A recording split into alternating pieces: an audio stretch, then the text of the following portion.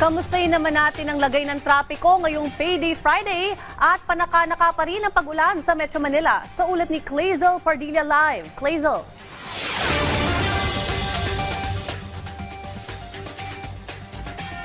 Andito tayo ngayon sa North EDSA, Quezon City. At sa mga oras na ito, good news dahil yung mga motorista na biyaheng pa southbound o yung patungo na Quezon Avenue Elliptical, Sandigan at Commonwealth ay makakaranas pa ng banayad na pag-usad ng mga sasakyan. Kung makikita mo nga ay mabilis pa yung takbo ng mga motorista. Pero Ice, kabaliktaran yung mararamdaman ng mga tsuper na biyaheng northbound dahil marami ng mga sasakyan na nagkukumpulan dito sa bahagi ng North EDSA.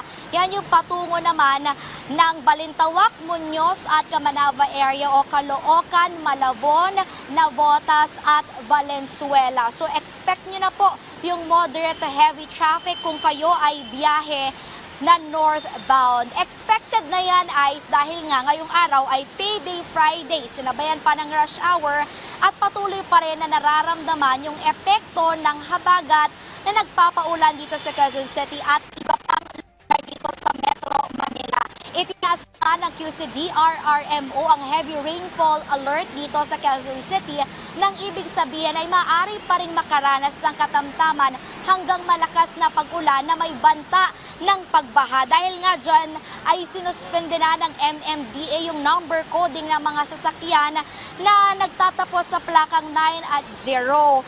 At kinansela na rin ng Quezon City Local Government yung pasok o yung face-to-face classes sa mga estudyante sa mga child center, kindergarten at mga grade 1 hanggang grade 12 para matiyak na ligtas yung mga bata ngayong ang nararamdaman pa rin yung pabugso-bugso na pag-ulan. Una riyan ay inutusan naman ng Malacanang yung mga tanggapan ng pamahalaan na magpatupad ng alternative work arrangement para nga matiyak na patuloy pa rin yung serbisyo ng gobyerno kahit na nararamdaman itong masamang panahon. Epektibo yan ngayong araw ng Friday dito sa Metro Manila, pati na rin sa mga lalawigan ng Zambales, Bulacan, Pampanga at iba pang area dito sa Luzon. So again, ay sa mga oras na ito.